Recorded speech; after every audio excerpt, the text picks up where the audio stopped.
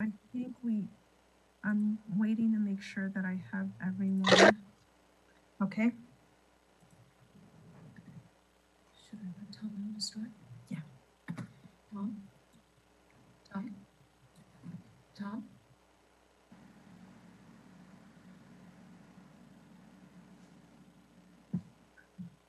Okay, we're just starting recording on our end here.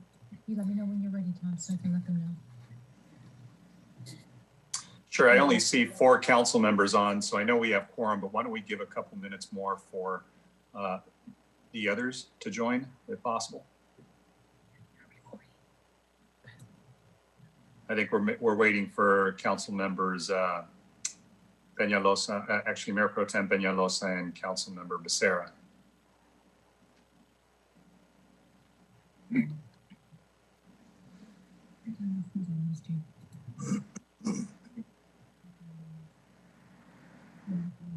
can get the ball rolling and start with Mayor Sarmiento minutes. Yeah, Mayor and Mayor Sarmiento.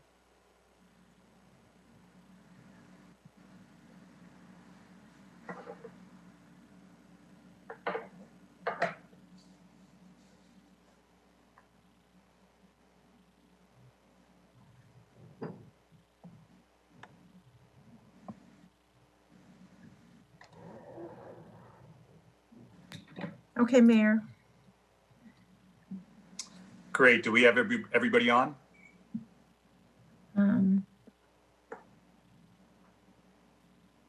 I think we're just waiting for Mayor Pro Tem. I believe so. Yeah, he's the only one I see.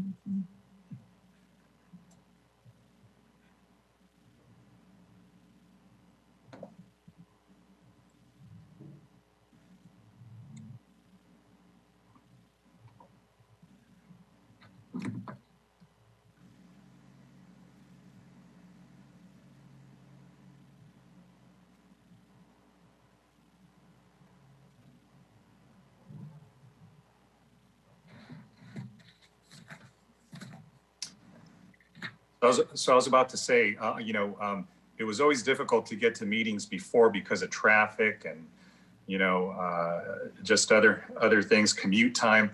Man, it's hard to be late to a Zoom meeting these days.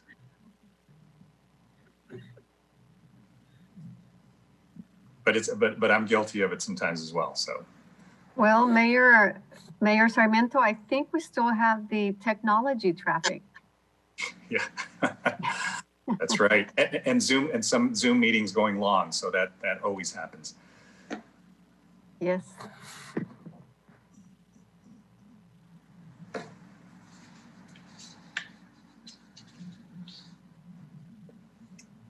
We'll wait another minute or two and wait till 6:35, and then we'll have Mayor Pro Tem join us after that.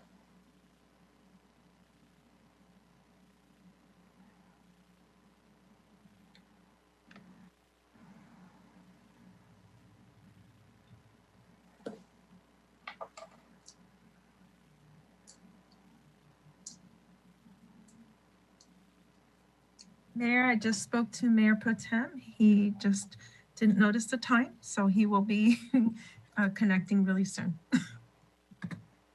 There we go.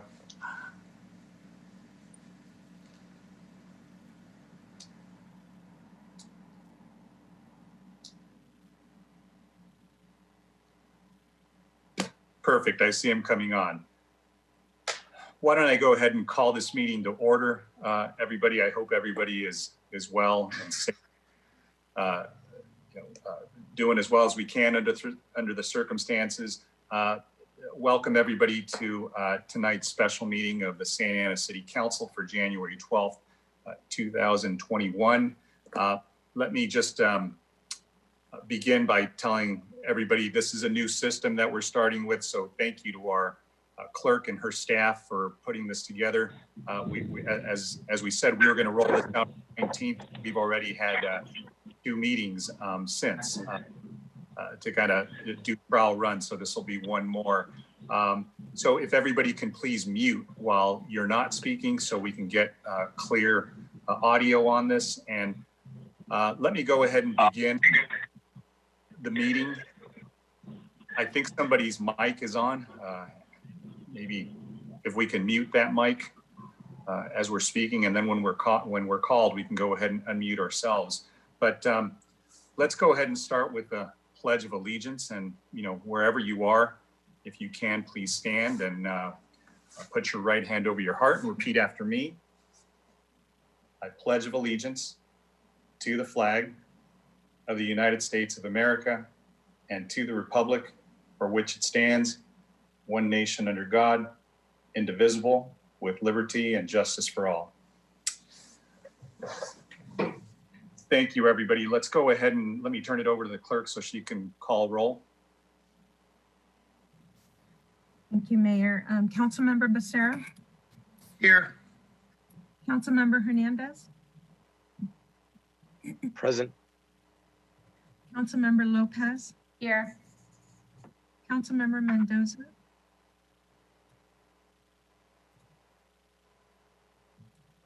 Present. thank you. Councilmember Fan, Here.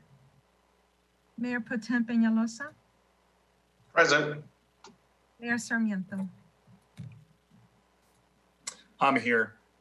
Thank you. And Madam Clerk, do we have any members of the public that wish to address the council, or do we have any written communication that we've received?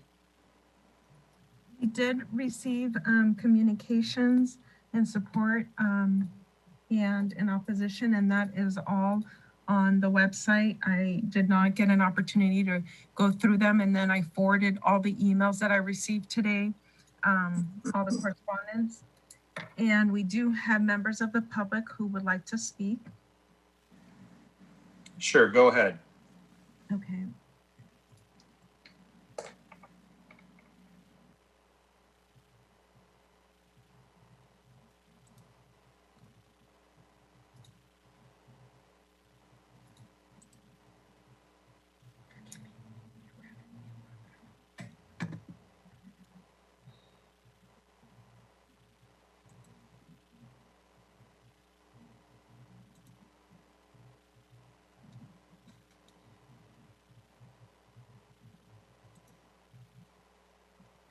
Okay.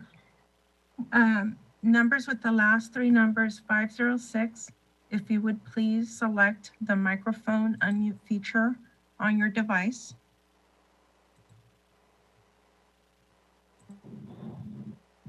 Thank you. You may proceed to speak. You have 3 minutes. Hello. Yeah, this is my turn right now, ma'am. 3506. Yes. Oh, can you hear me, ma'am? Yes, we could hear you. You may proceed. Good evening. Can I start speaking now? Yes. Good evening, folks. Thank you for allowing me to speak tonight. First of all, I'm all supportive of the main. First of all, I'd like to say I'm all supportive of the Main Street happening in downtown Santa Ana. I think it's gonna be great for our city, and I just hope I see a lot. I walk there every day. And I think we should focus on Main Street and First Street. I think we can make this happen. I think it transitions Santa Ana to be a great city again, because this is, people coming from LA or people coming from San Diego, that Main Street and First Street corner are very important as perception as people see it right now, especially on the First Street area, because I see a lot of stuff out there. I see the drug addicts still. I see the pimps out there. One time I see the dead person on the street out there. I hope, the First Street is important too, because people coming to visiting downtown First Street coming from south to see that First Street corridor. We need to get that ASAP too, because that's a big perception. If I see some bad stuff, I'm going to turn right away, because I remember the old days when First Street had that Welcome to Santa Ana. I think we need to focus on First Street as well too. I think Main Street is coming along real well too. And then lastly, I want to address too, I know we have a different opinion who we vote for and who the president is. I think we always should respect the president's office. And one thing I only have one criticism is for the mayor, Mr. Sarmiento. I think your resolution is condemning the violence. It's pretty inaccurate, sir, because I don't think it's considered an insurrection. I think if you look at historical context, the United States, you make it as a resolution sounds like first time ever happened in our nation's history. If you look back at 1968, you see that was more of an insurrection in this country. We had a lot more violence back then. I think insurrection is the wrong word, especially if people who do support the president.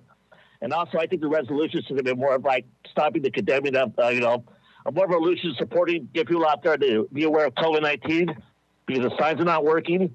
More of a resolution to reduce the crime in Santa Ana, because as we speak right now, here, boom, boom, boom, boom, like a war zone on here, all these illegal fireworks. I think that more of a resolution should have been the people of Santa Ana coming together, help solve our issues in town, and hope for a good new year. This insurrection I find it very offensive, sir, because insurrection entails other items, and I've been in countries where violence for people trying for freedom in Iraq and Afghanistan, those are insurrections, sir. I just feel that this resolution is a bit biased. That's all I'm saying. It should more be a resolution for the people of Santa Ana for a peaceful year. Let's get rid of those illegal fireworks. Let's work on COVID-19. Let's work on getting schools back together. This to me seems to be more biased, and I'm not sure. I kind of suspect it came from Luke Carrera's office. Thank you.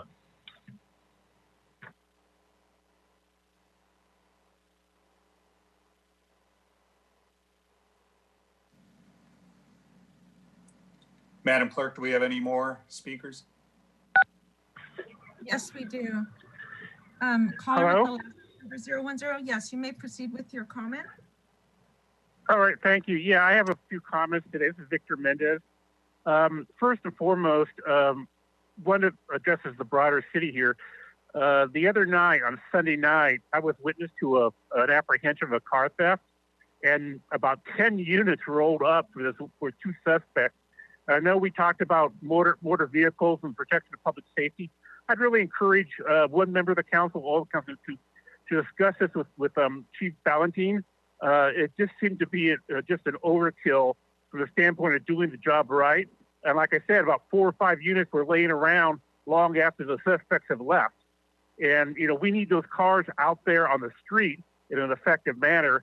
And as a former crime victim, I don't feel less safe with all those cars in one place. I feel more safe if those vehicles are around doing what they need to do is protect and serve. So again, I would encourage somebody to speak to Chief Valentine about this. It is not only a public safety issue, but as Councilmember Fan mentioned a few weeks ago, it's actually a financial issue and how we use our resources. Second of all, on the resolution, I think insurrection is correct. I'm appalled, as I'm sure all of you are, about the actions that were taken over the last week. I would only encourage the council to look at our own backyard.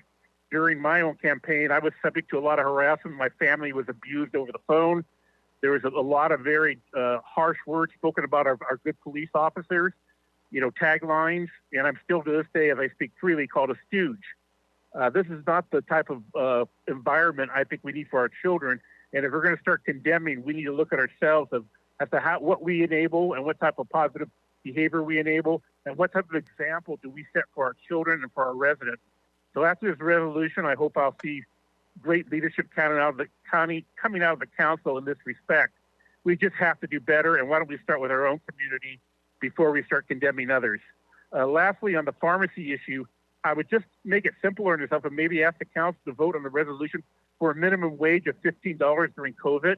I think that would be really great for these areas. These clerks who are working pretty hard, both in the stores and in the pharmacies. Pharmacy techs themselves don't need a raise. They do pretty well. There's a lot of people out there that are working really hard, working in hours and exposing themselves to COVID. And I think an easier way to administer is to just make a minimum wage for certain businesses in the city up to a certain point. You know, we've given benefits to who and developers, so we give a benefit to the working people of this city who are putting themselves in harm's way. Thank you for my time.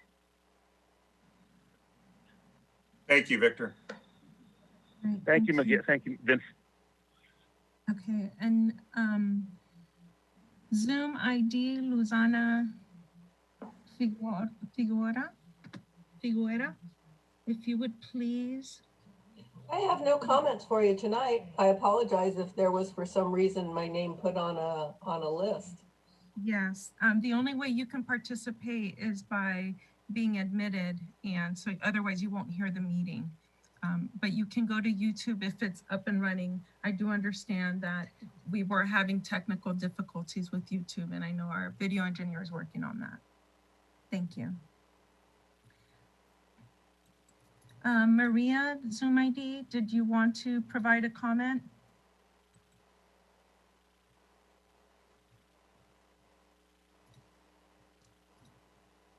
Maria, you've successfully unmuted yourself. Did you want to provide a comment?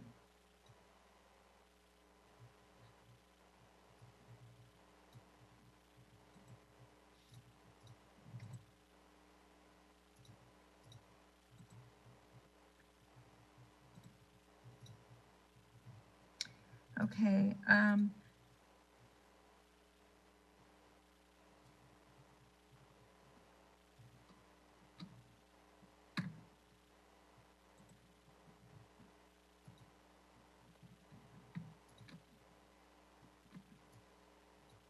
gonna see who else. I have SCNG Zoom ID. Did you want to provide a comment? No, I don't. Your YouTube meeting is, the YouTube channel is still not available, so I'm watching it through Zoom. Thank you. Thank you. Numbers with the last three numbers, 410. Did you want to provide a comment? If so, please select the microphone unmute feature on your device or *6 if you're calling in by telephone.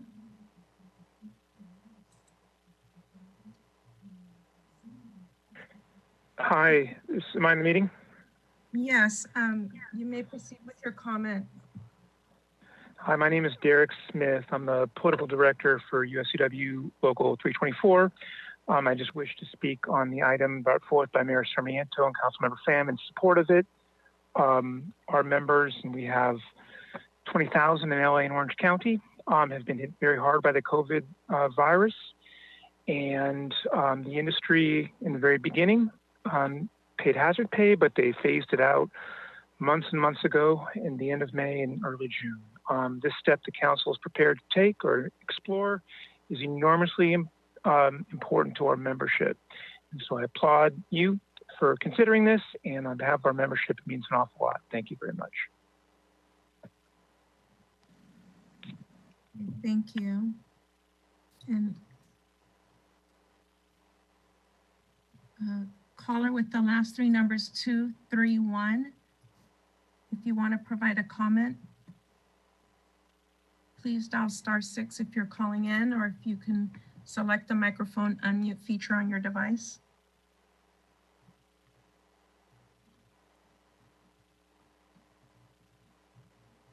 Okay, it looks like they dropped their call.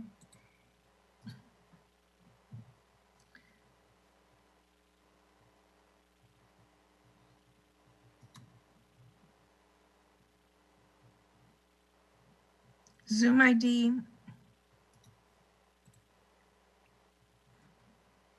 Oh, they're all, so.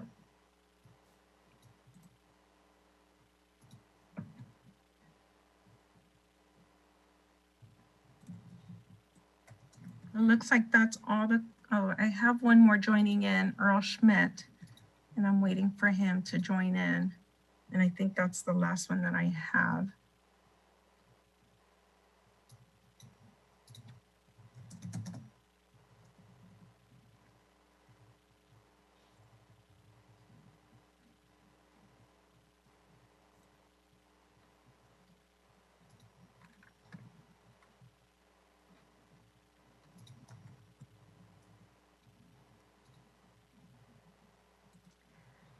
Zoom ID, Matthew Bell, did you want to provide a comment? If so, please. Yes, can you hear me? Yes. I was just going to, my name is Matthew Bell. I'm going to follow up what Derek Smith said. I'm the Secretary Treasurer at UFCW 324. And just to give a little more context, we represent some of the grocery store workers and drugstore workers in Santa Ana. And this would impact, with union members alone, we're probably talking about 500 workers in the city of Santa Ana just with union members, and looking at all the other grocery stores and the folks that have been out there on the front line since the beginning of this pandemic. This would greatly be appreciated by those workers and also help with the retention. I think especially during this last period, during December, the number of COVID cases, not only in the community, but in our drugstores has risen over 200%.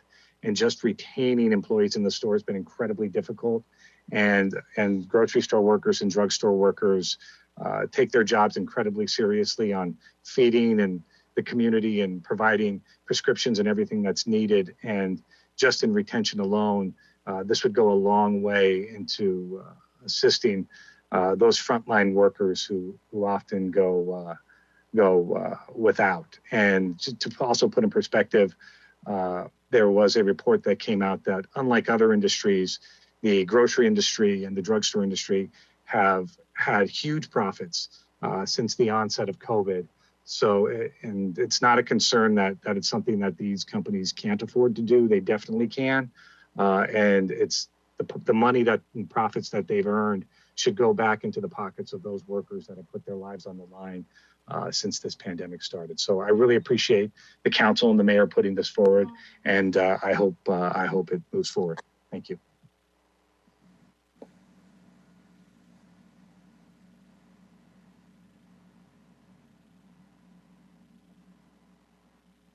Madam Clerk, is that it, or do we have any others in the queue? Let me see if I can go ahead and unmute. There's 3 of them that are on that is video only, and I'm trying to merge them with audio. Oh, it looks like they're calling in and videoing in, so they've already spoken. That's great. So let me see if there are any others before I.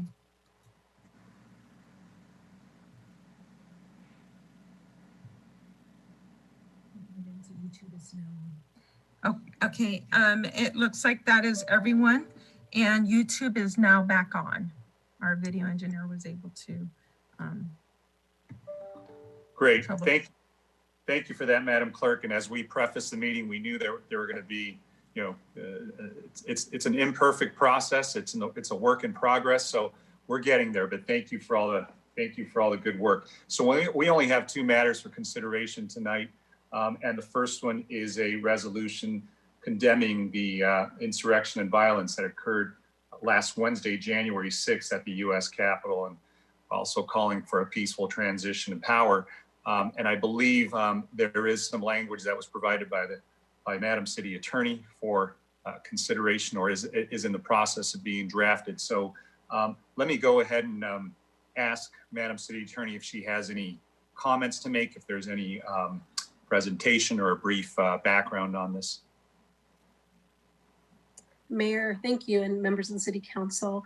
I would like to also point out that City Manager staff did prepare the staff report. We just assisted with this matter by proposing a resolution. We understand that council members may have comments, either substantive or stylistic, and if you do, we would take those into consideration now and make those changes. But we submit the resolution as drafted and circulated in the agenda packet.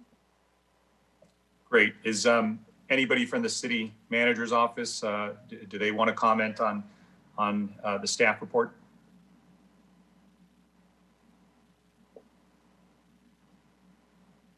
Okay, hearing none. Let me go ahead and bring it back. Sorry, Mayor. I was having a little trouble unmuting. Christine Ridge, City Manager. Yes, Council, the item before you, there is a draft resolution. Certainly now would be the opportunity, if you want to make any revised changes, you'd still have the opportunity to adopt it, and then we would incorporate those changes along with your motion to adopt it. Thank you. Great. Thank you, Madam City Manager. Let me go ahead and bring it back to the council. And I know there's virtual hands, but if you can't find that, just go ahead and raise your hand on screen and I'll be able to see you or hear you. So we'll work it either way. Okay, let's go ahead and get started. Let me call on Councilmember Becerra. I see his virtual hand up. Thank you, Mr. Mayor. Let me just begin by saying violence is never the answer. It wasn't the answer back in May of 2020, and it wasn't the answer on January 6th. There's no justification for breaking windows of struggling businesses in Santa Ana or any other city. And there's definitely no justification whatsoever for breaking windows and desecrating our nation's capital. My support for this resolution tonight is not motivated by partisan affiliations. My support for this resolution is motivated by being an American who loves our country and was horrified and disgusted by the unprecedented actions that we saw take place in our nation's capital on January 6th.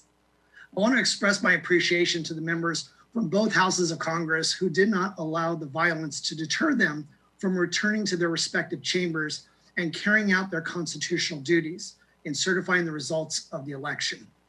And also to ensure that one of the trademarks of our American democracy took place and is carried out in 8 days, which would be the peaceful transition of executive power. I also want to express appreciation specifically to our Congressman Lou Correa. After he was hunkered down inside the House chamber during that siege on our Capitol, he had to endure despicable treatment at the airport afterwards. And as the news footage showed us, he responded like any of us in Santa Ana would want our representative to respond. Thank you, Lou, for showing the rest of the country what the strength and fortitude of the residents of Santa Ana looks like. I would like to conclude my remarks on the item by thanking our Mayor Pro Tem for taking the lead on bringing this resolution before the council this evening, and for our staff who helped draft the resolution that's in front of us.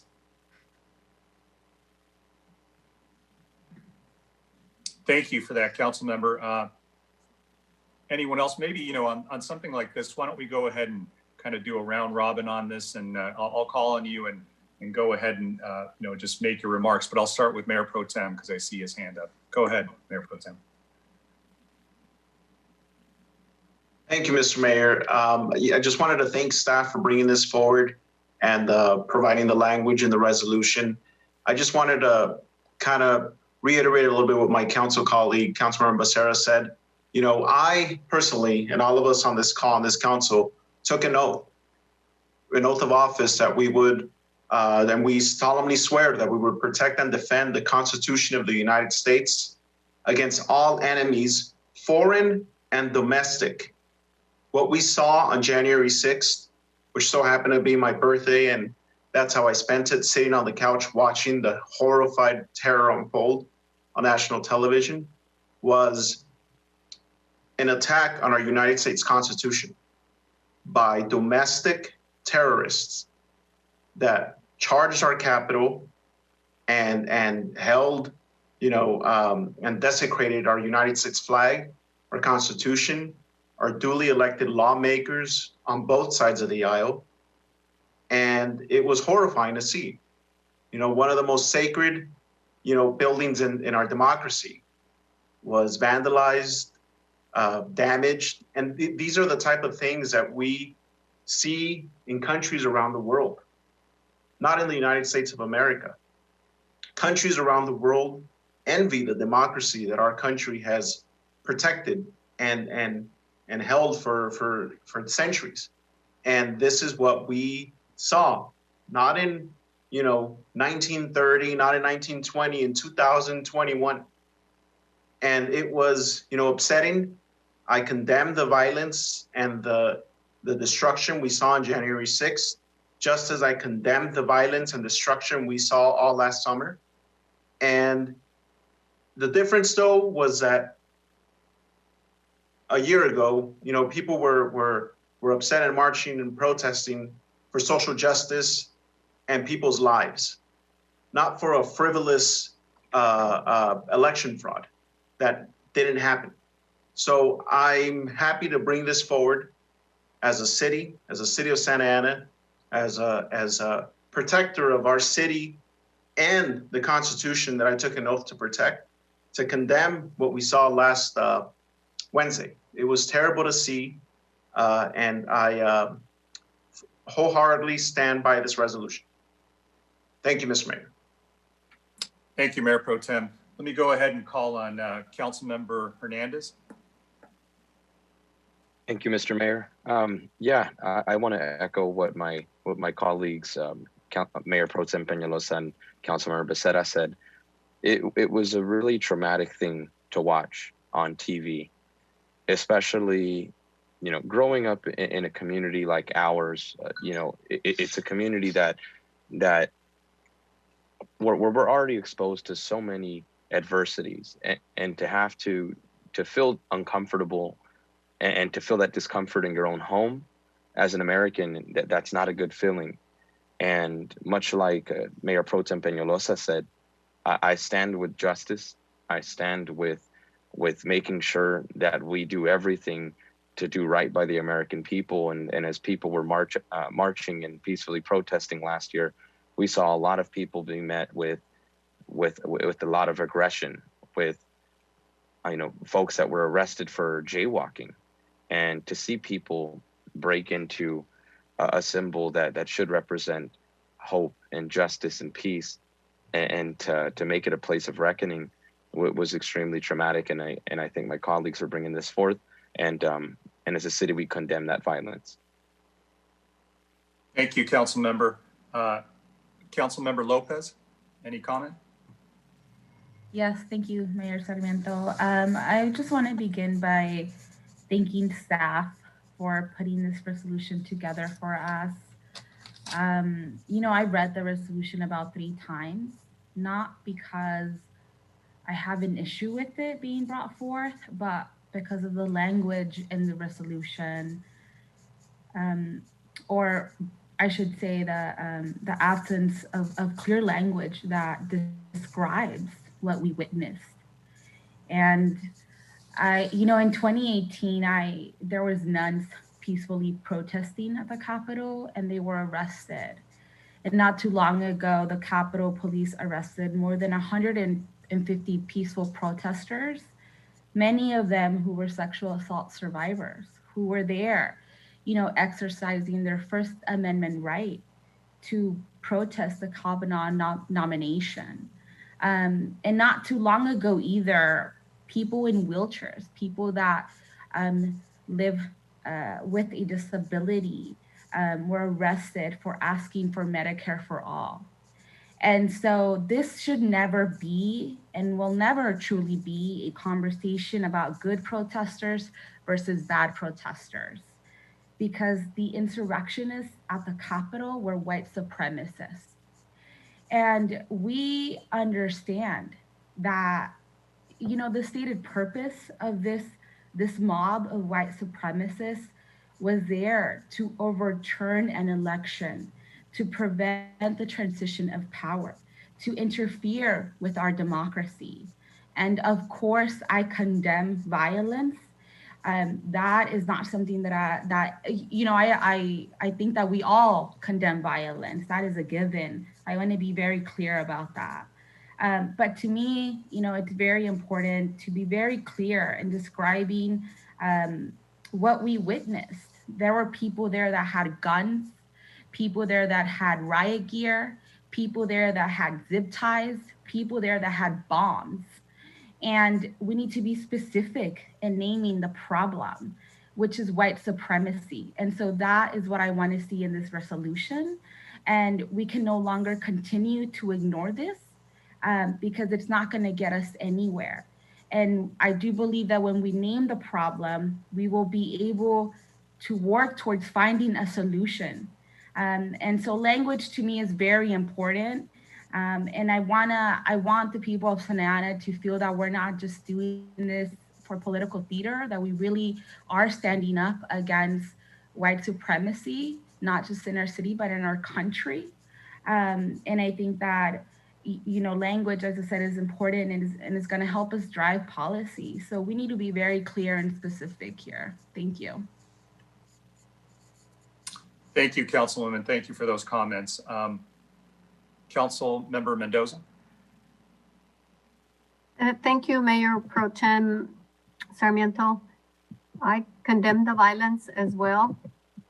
And as you know, our country was built around free, peaceful speech and orderly transitions of power.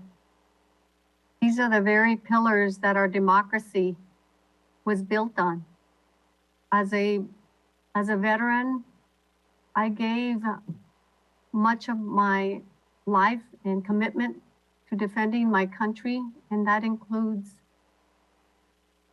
especially all of the people here in Santa Ana.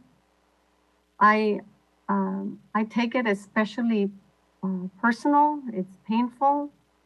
I see a darkness across our nation because that same freedom of speech right that we have witnessed so many of our Americans die for others to have that freedom of speech is being tremendously abused by people who think it's okay to express their opinions through violence, killings, and murdering.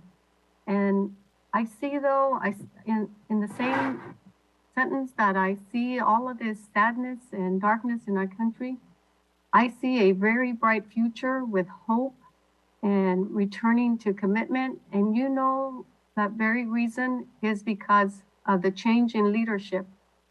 We will have that beautiful America that we are all here for. As a veteran, as an immigrant, I especially hold this country very dear to me because there is no other place in the world that I would rather be. And I'm sure that this is the same sentiments that many of our people think about.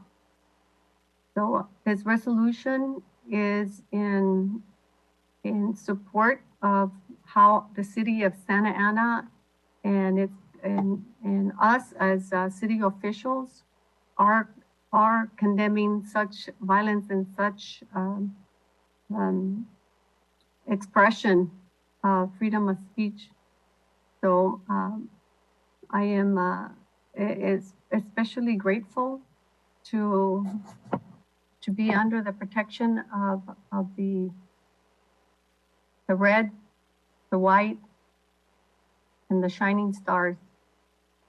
So you can be sure that we will have that peace in our nation, and there will be sunshine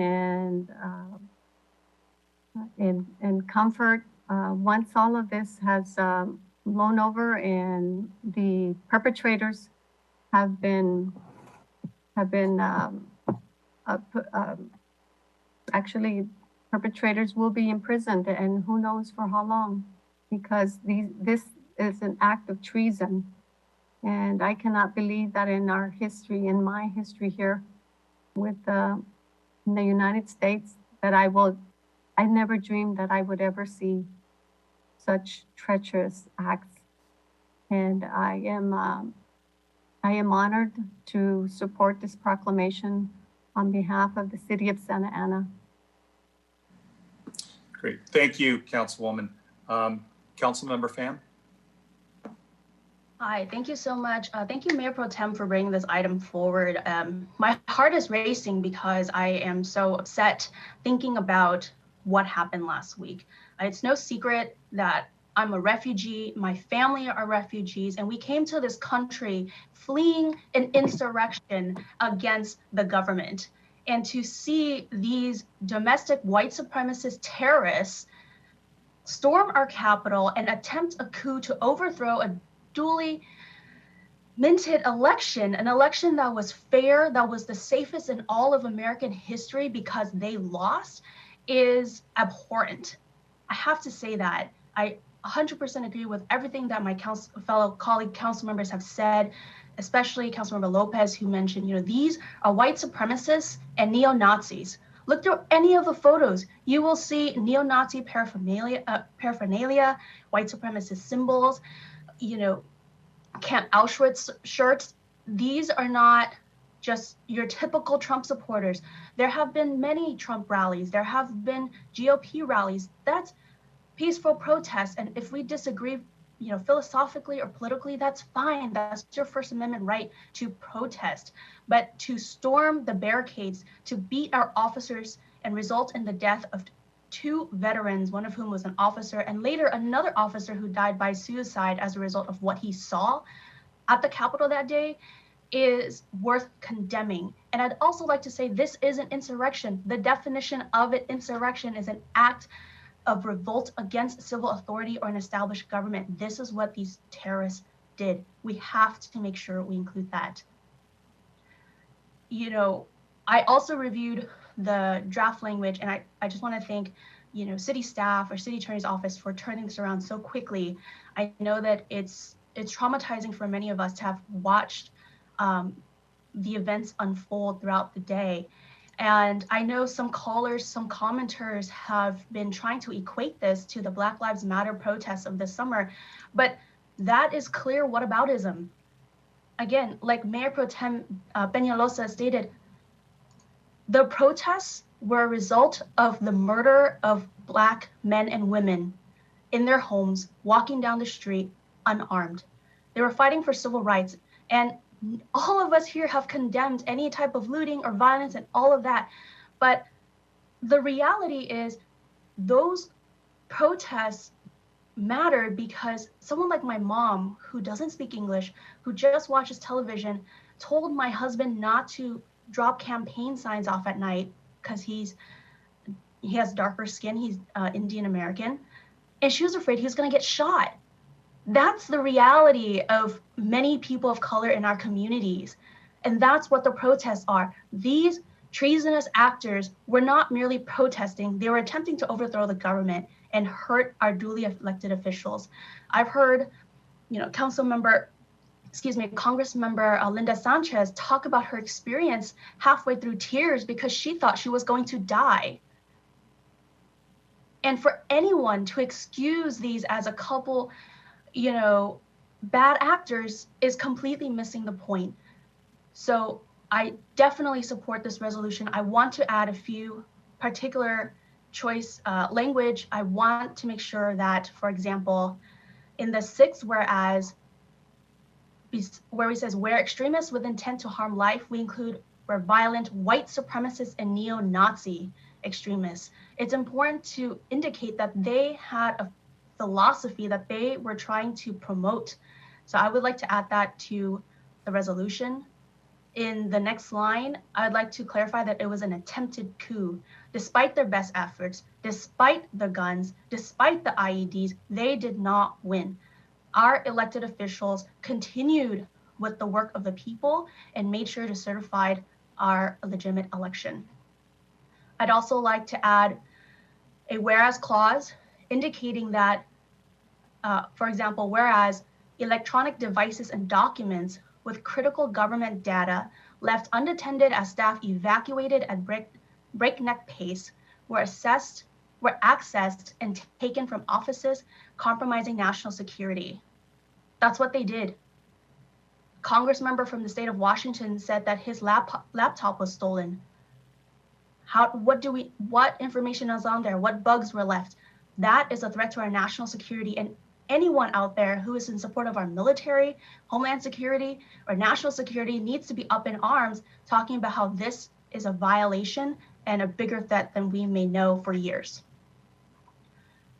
And the other issue I want to address is under section 1, under the now therefore be it resolved, part C, I want to make sure that it says elected officials carry out the business of the people of the United States of America and replace the word citizens. While I know that it is citizens who vote for our elected officials, we have many undocumented residents, legal permanent residents who have fought, who have advocated, who have volunteered to ensure that their voices are heard too. And we need to make sure to reflect that in this resolution. And so those would be the additional comments I'd like to see added into this resolution. Again, I am extremely ashamed of what some of these individuals have done. And it is, again, abhorrent to see this happening in our country. And I reject that they represent America. And I reject that they represent any of our democratic values of freedom, justice, and access to liberty. So with that, I conclude my comments. Thank you. Thank you, Councilmember Pham. Excellent comments and excellent revisions to that resolution. Let me go ahead and just make a few of my own comments. So as many of you, as many others, I think my conscience was shocked when I was, looking at what was happening in Washington. I have friends who work there. I've known people that have staffed there before, and to know, or try to understand the fear that they were going through was personally difficult for me. But I think when you move beyond the shock, I think you start realizing that, this was different than, this isn't a protest. This wasn't a protest. This was an assault. And it wasn't just any assault. This was an assault on a physical building. This was an assault on sort of the bastion of what we represent, or what represents our democracy. So I think it goes beyond the literal, but really the figurative heart of what we are as a, as a free country. And I think that, what's unfortunate is that a lot of us saw this coming. Those who, and I think this council may have condemned this administration in the past for many of the hostility they've had towards communities like ours. Right off the bat, communities like ours, communities of color, low-income people have been attacked by this administration. And this was almost a foregone conclusion that we'd be here. And a lot of people say, well, look, it's too late to do anything. Why do anything at all? Let's just go ahead and work in the interest of peace. But look, to the extent that accountability matters, and the fact that you can't do anything even on your way out, that is unacceptable, and really it's not even unacceptable, it's criminal, is something that we have to, as a community that's been victimized, have to stand up for, because we represent people that have been living in fear of this administration well before this happened. I think this was just almost a personification or a moment to demonstrate how bad things have been for many people's lives these past 4 years. So, I don't see this as an exercise of the First Amendment, move. I see this very different from what happened over the summer. For a lot of the reasons that were stated, I'm really upset that we can't do more, against the people who enabled this to happen, because there are a lot of people, I think, that have close relationships with the administration, people who supported this president and his bad conduct or criminal conduct in the past 4 years. They could simply tell him, look, resign, and this would be over. And that would be the right thing to do. We had a president resign, Richard Nixon, for doing a lot less than this. And it's unfortunate that we have to come out and support, people in Congress who are going to be taking very difficult votes tomorrow and in the next days to come. So they look to us. We're their constituents. We represent other constituents. And many people have called me just in fear of what's going to happen in Santa Ana, what's going to happen in some of our buildings. Are we safe? It really has rocked people to their, core. They really don't know if they figure if the Capitol can be struck, well, look, we're not safe anywhere. So I would support the revisions that were made by Councilwoman Fan, the comments that were made by Councilwoman Lopez. I certainly think that if we're going to make a statement, it shouldn't be a shy one. It should be an accurate one, and just call it what it is. It was an assault on our democracy. It was the work of people that were very extreme, but these are people that have been coddled and have been cultivated for the past 4 years by this president and by this administration and by all the people that have enabled him. So that's where I think that if we want to maybe give some direction to the city attorney, we know this is time sensitive because there's only a few more days left, but nonetheless, I think Congress members that represent us need to understand where we are as a city and where we are as a constituency to them when they go and take their vote tomorrow and in the days to come. So those are my comments. Why don't we go ahead and bring it back to Madam City Attorney and Madam City Manager. Have you guys heard enough direction and maybe possible revisions to this? How do we want to frame this? Do we want to incorporate some of those revisions that were made? Mayor and council member, I took notes down and I do have, I've adequately captured all of the amendments that were made by council member Fan.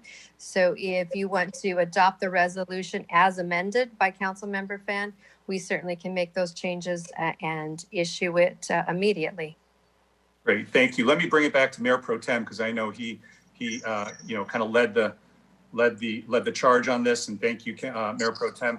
Are you good with those revisions? Anything else you'd like to change or modify? Thank you, Mr. Mayor. No, I want to thank Councilwoman Lopez and Councilwoman Fan for both of those revisions and suggestions. I think they're great and definitely needed.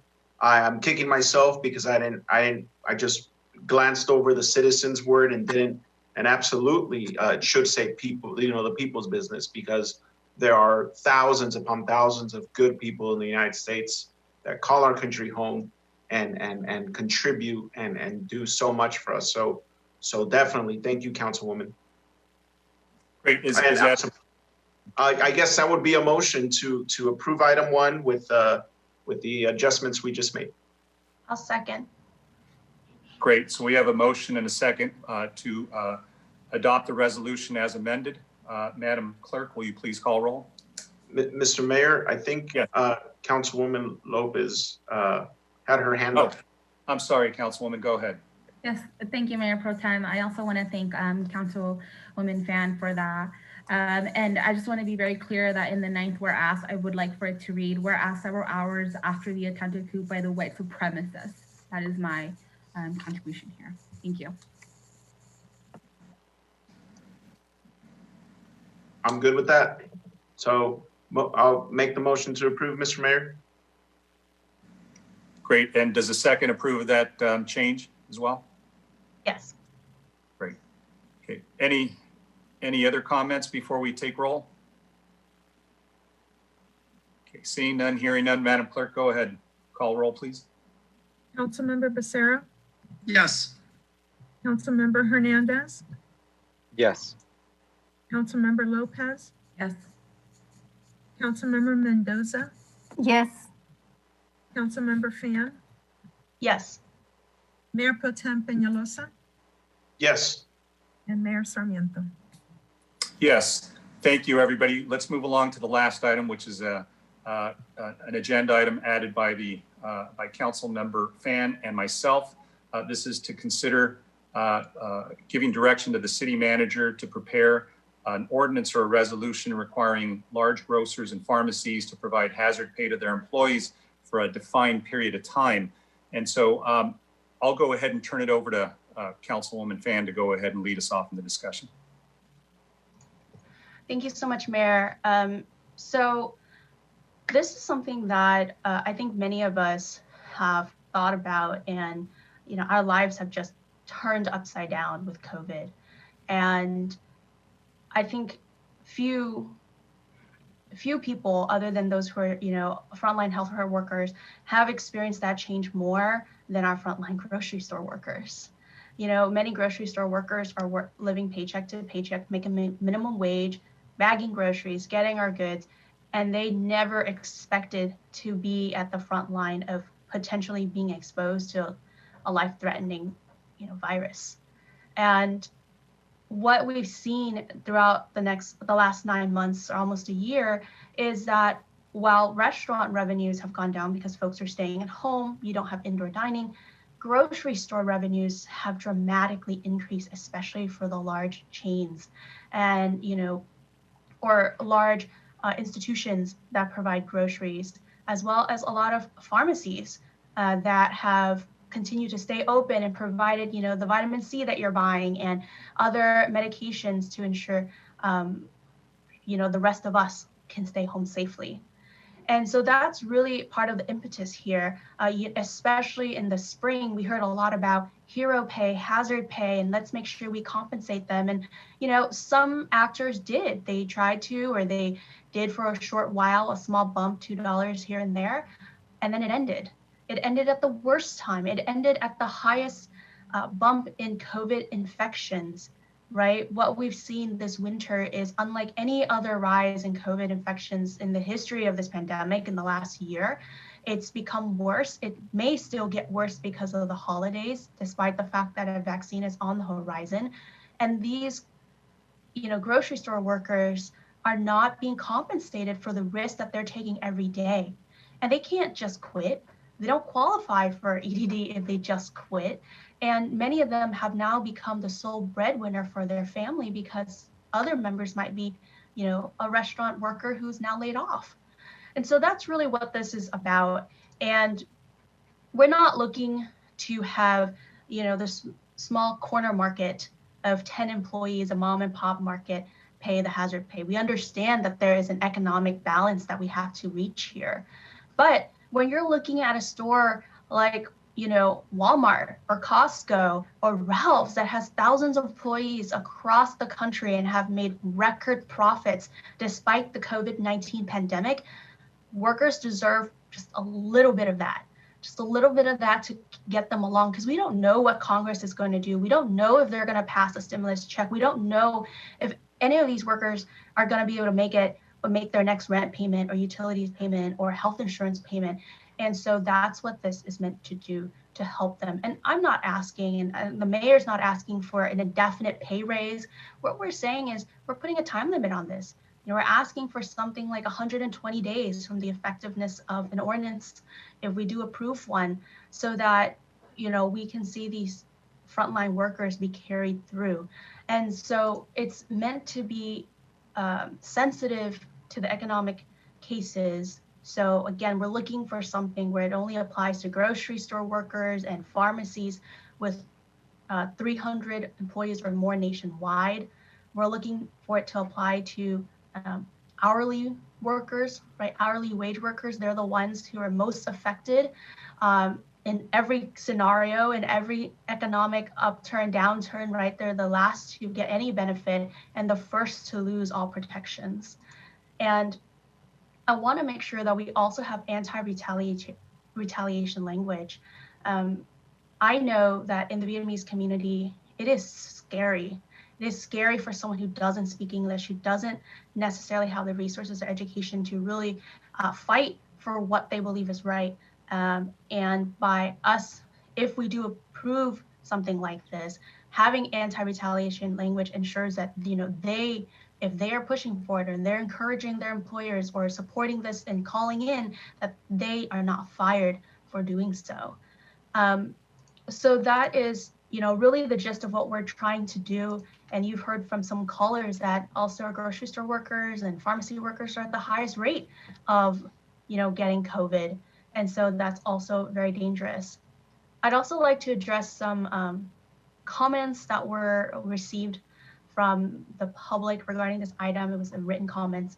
And again, a huge part of this is just to make sure that we're helping those who are least able to benefit from the economic upturn, in the sense that the stock market's going up, but they're not seeing their wages increased, even though they're ones most likely to get COVID, so the rest of us can stay home. That's what we're trying to do. And so I guess I open it all for everyone else's feedback and to discuss this issue. Thanks. Great, thank you, Council Member. I think you summarized it extremely well. There's not much that I would add before I bring it back to the rest of the council for direction. I think for me, what we see is that there are many of these essential workers, and what we thought about of who was essential pre-pandemic and post-pandemic has really changed, right? Essential workers are people who are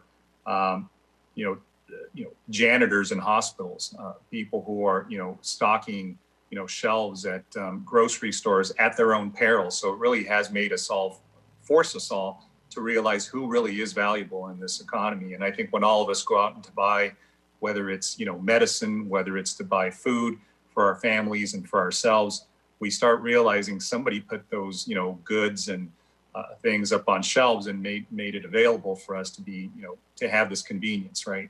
So as was said, we're home to at least 500 members of these of this group of employees, and I think what's important is we realize that they don't have the luxury of staying home and working from home and being virtual. They have to be out there, and they have to feed their families and help provide.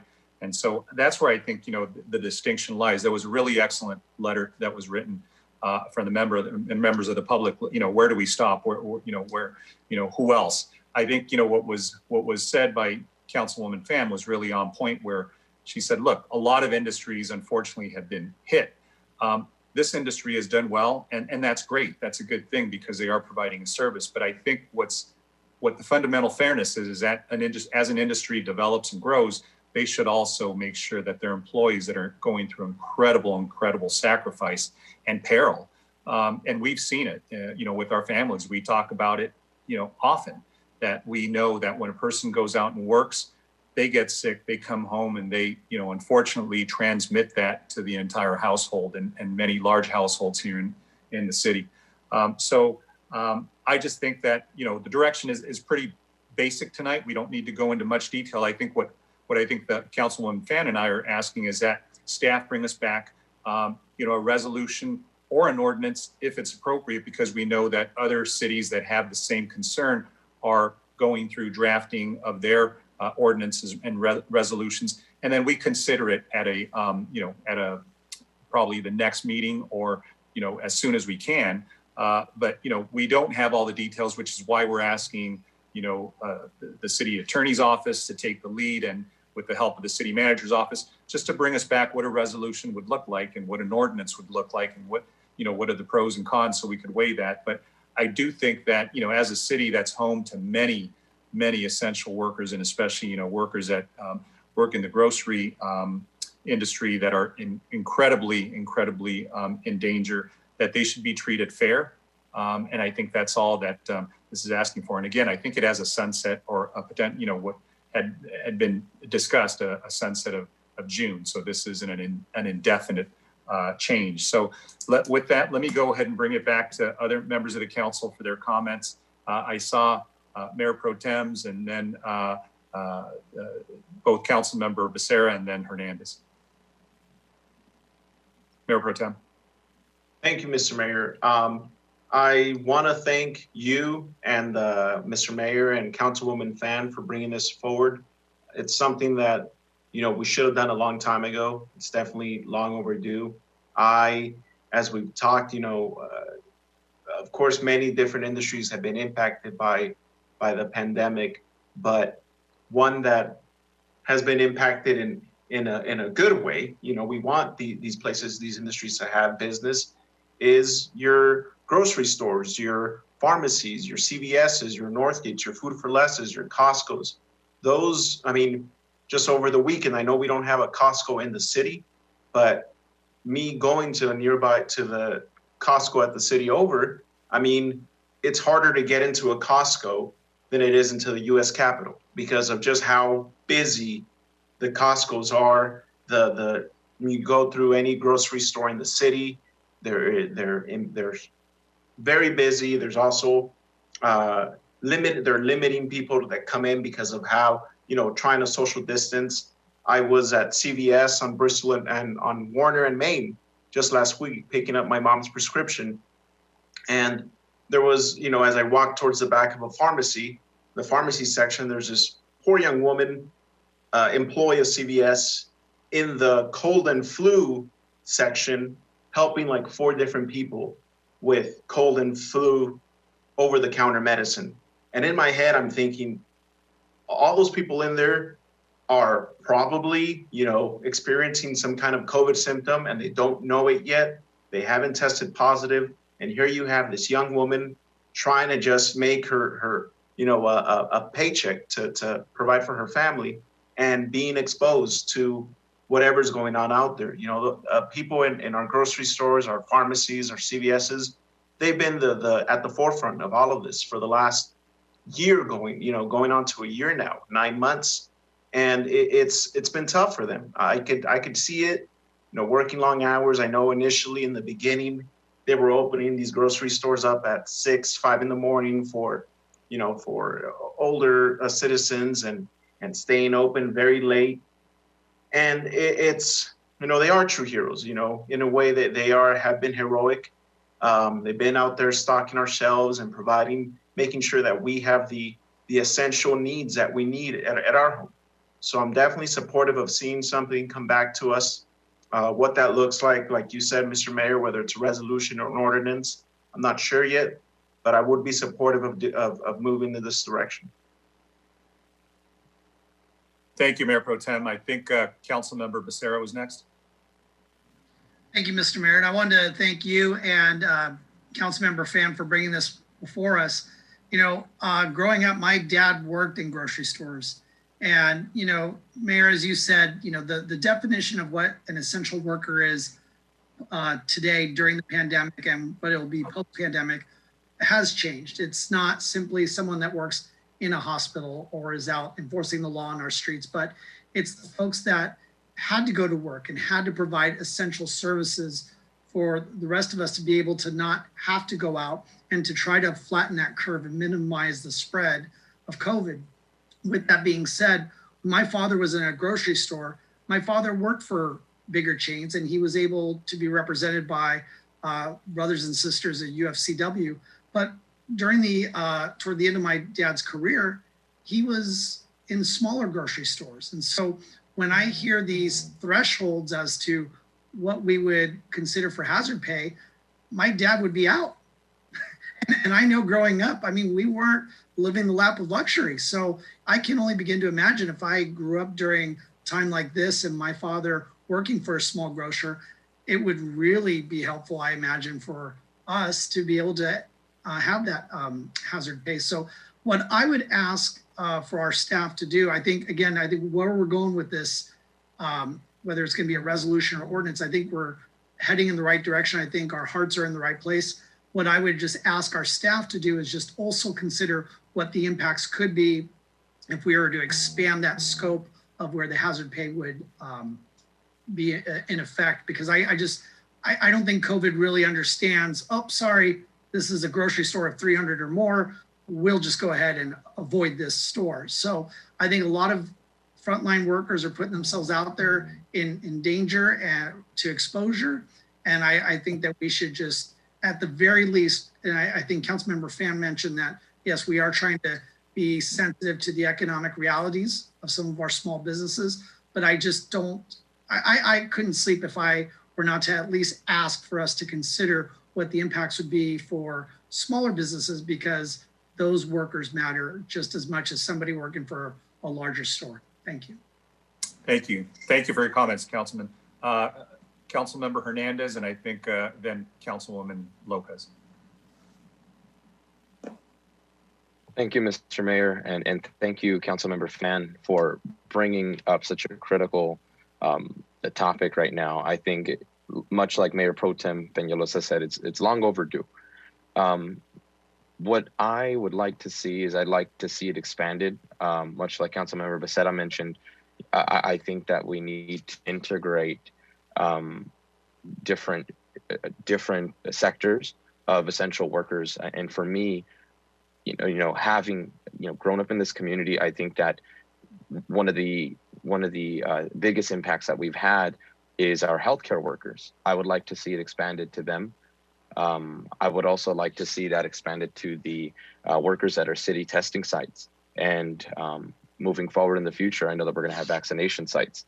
So I would like to see it be inclusive of that. And lastly, I would say our city service workers, workers that are essential to the functioning of our city of Santa Ana. I think that we can't forget about those individuals, and I think it would be important for us to include them as well. And lastly, I want to know what constitutes large.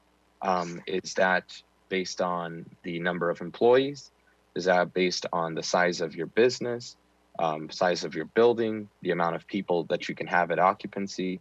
I would like to know those details, and that is all I have to mention. Great, thank you, Councilmember. Councilmember Lopez.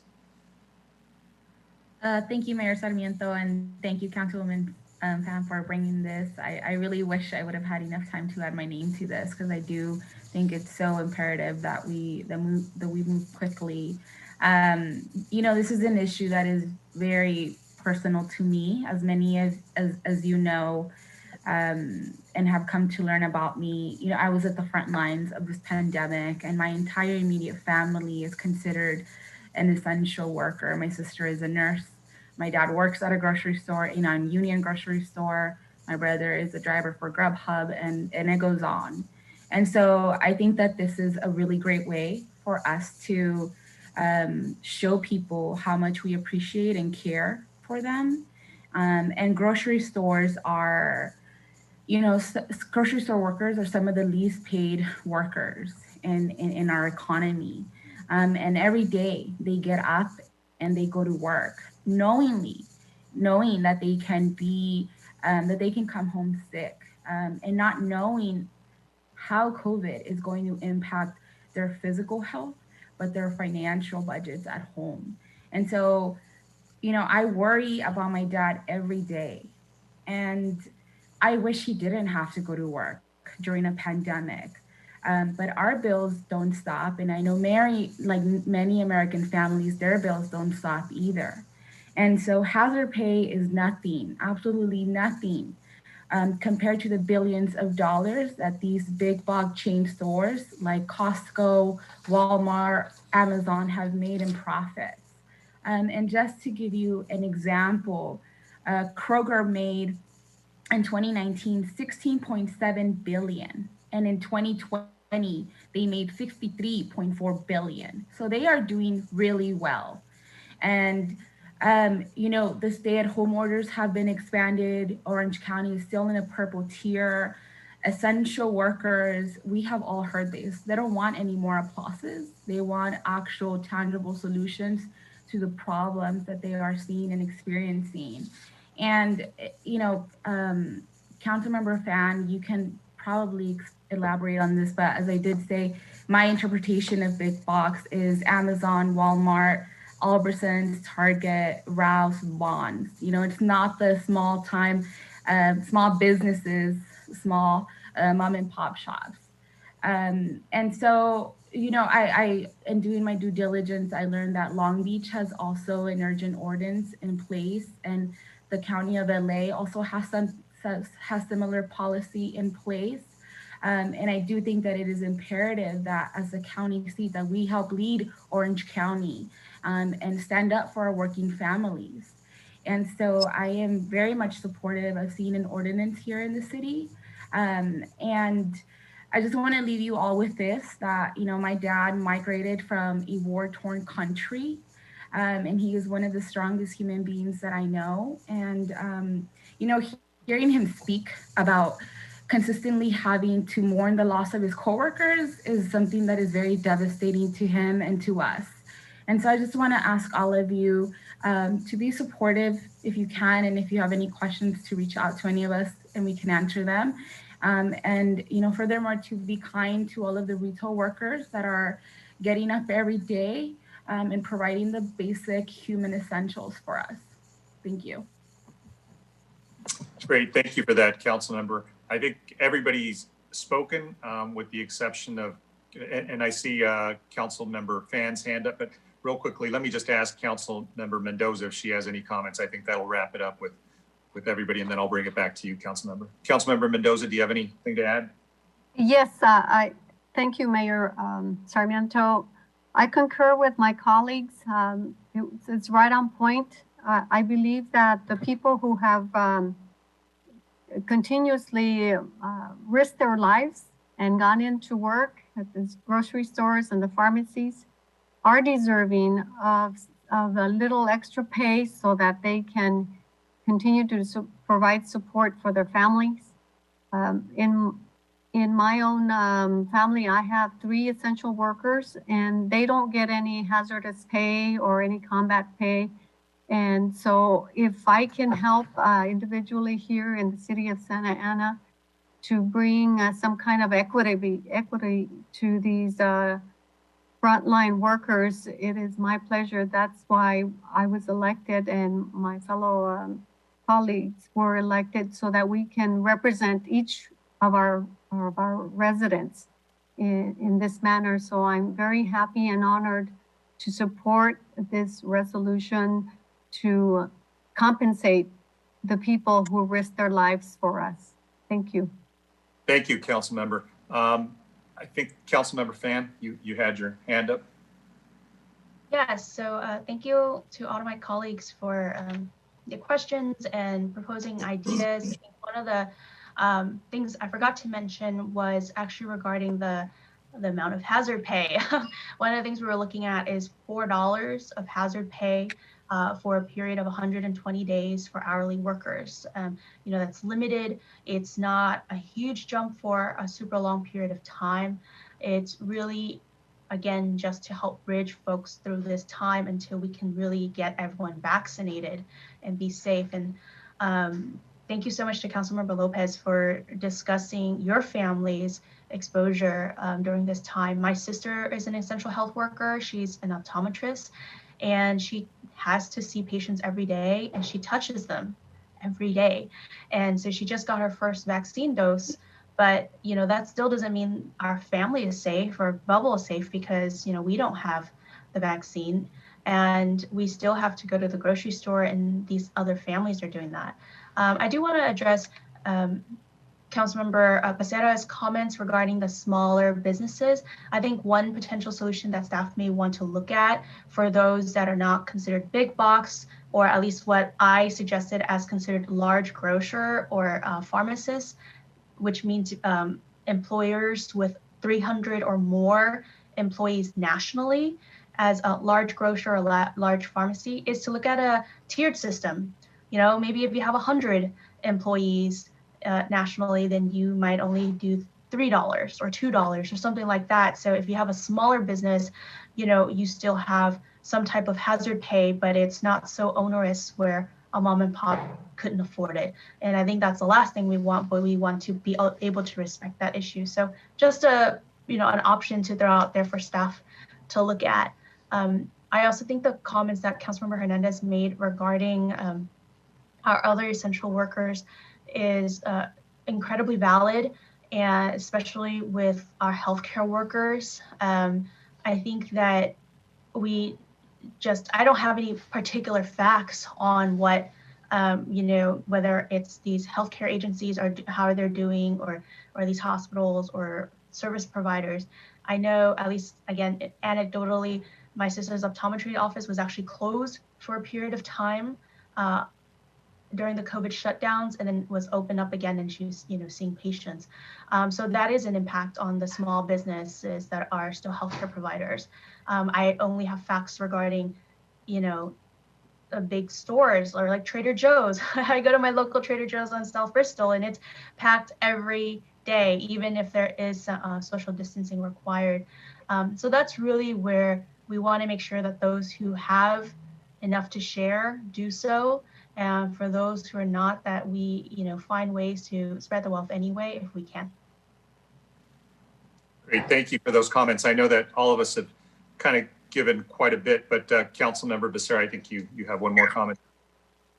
I do. Thank you, Mr. Mayor. I just wanted to thank Councilmember Fan for clarifying the amount and simultaneously suggesting a potential way to address trying to make sure that all of our essential workers, or at least more of them, are taken care of.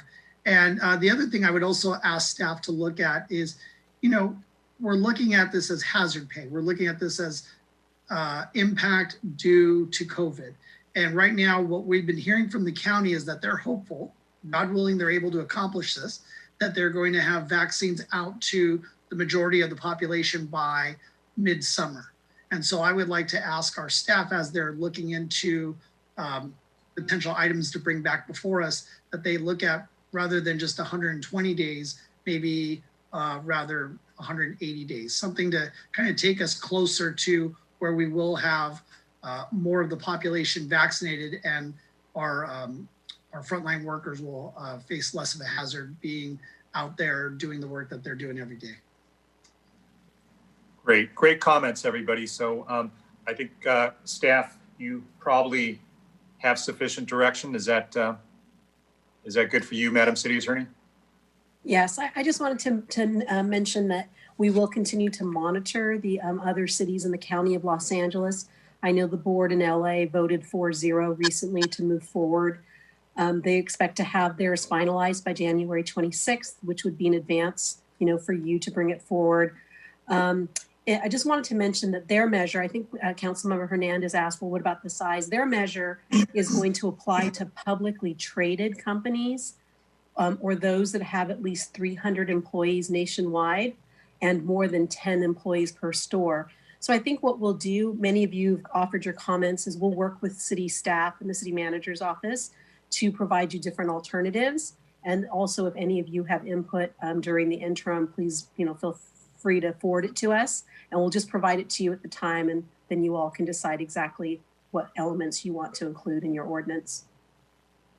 Excellent. Thank you, Madam City Attorney. So let me go ahead and wrap things up. I think those were the only two items. Thank you, everybody, for your comments. We do have, we've had many losses, unfortunately, in the city. Many of us that we probably know personally, and we do know somebody that was close to the city and close to the county for many years. And I want to go ahead and give that opportunity to Councilmember Mendoza to go ahead and adjourn this meeting in his honor and in his memory. But before that, does anybody have any other comments? Any other comments as we wind up? Madam City Manager, any members of the council?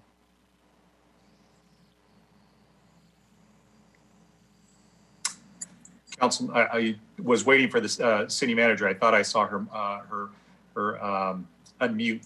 Oh, thank you, Mayor. No additional comments, but I did take notes on all of the feedback, so I'll work closely with the city attorneys to return this item for your consideration. Great. Thank you. Councilmember Becerra? I think you're muted. There we go. Thank you, Mr. Mayor. I just wanted to.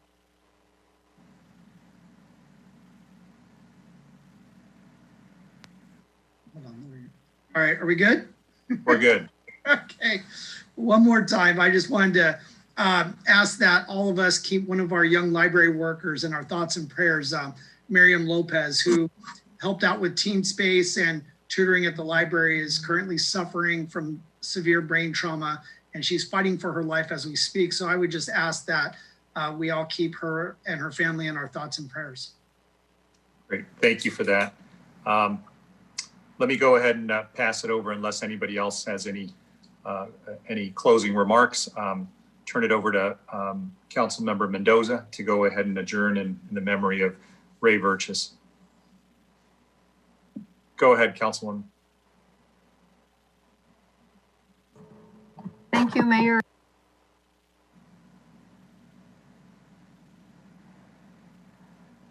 I think you're on mute. Thank you, Mayor Sarmiento. I asked this meeting to be closed in honor of a good friend and community leader, Raymond Virches.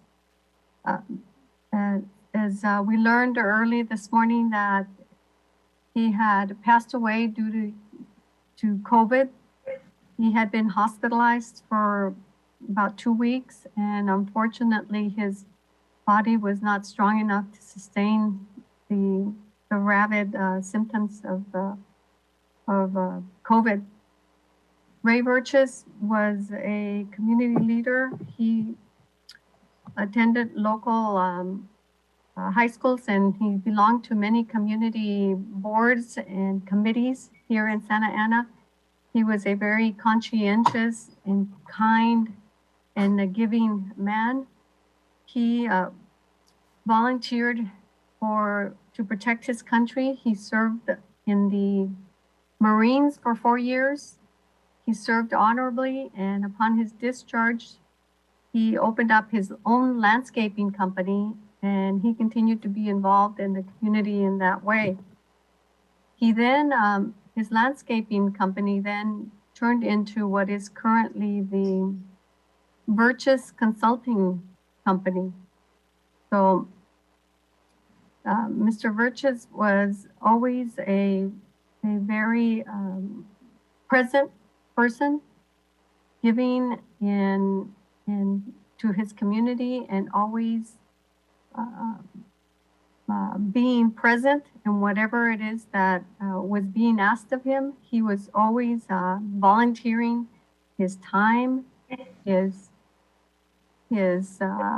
resources, and all of that was due to from the kindness of his own heart. Ray Virches was a strong advocate for issues that are important to our community for decades, and he has always been someone that we can count on. Ironically, it was his strong advocacy to ensure that Santa Ana residents had access to COVID-19 tests that resulted in his early death. We are in extreme gratitude for this last COVID-19 testing advocacy for our residents and his decades of dedication to our community. I requested this meeting be adjourned in his memory, and he leaves many, many good friends in Santa Ana. He is an extremely powerful advocate for community involvement.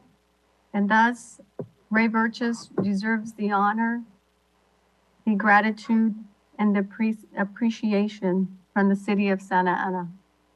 Thank you, Mayor Sarmiento. Thank you, Council Member Mendoza. And, I just before we adjourn, I just want to say a couple words about Ray. So I knew Ray personally, and I've known him for years. He was famous for having his Halloween parties that he would have at his house in Orange. And I know he helped many of us when we were young elected officials and kind of introduced us to, issues and different people. And he played a big role in many of our lives. I remember he was very involved in then Congresswoman Sanchez's, races and her rise to the Congress. Finally, when I bumped into him after years, he was at many of our CARES mobile sites throughout the community. And I remember seeing him. He was older. He looked a little bit more frail, but he was there almost at every site that I went to. And I would tell him, Ray, why are you so close to everybody? And he had his mask, but nonetheless, I mean, he was really, I think, in the wrong place, unfortunately, at the wrong time. But I think, his dedication to the work he was doing and his belief in delivering this service to a community that was going through a lot of suffering was kind of who Ray was. And that epitomizes, I think, his life, is that he dedicated himself to this one last effort that really embodied his life, which was service and trying to make people better. And so, we know that he worked with Medica, and, Medica worked with us as our vendor to provide and deliver these, the testing units. But he will certainly be missed, and to many of us who knew him for years. He also leaves behind a son, Vincent, and who was living with Ray, and also 3 sisters and 2 brothers. So let's adjourn in Ray's memory. Let's remember to keep each other safe and to care for one another. Life is very, very precious, and it's very fragile right now these days for many of our neighbors, friends, and people that we know. So we will adjourn in his memory, and we will have our next regularly scheduled meeting on Tuesday, January 19th. Thank you all. Be well.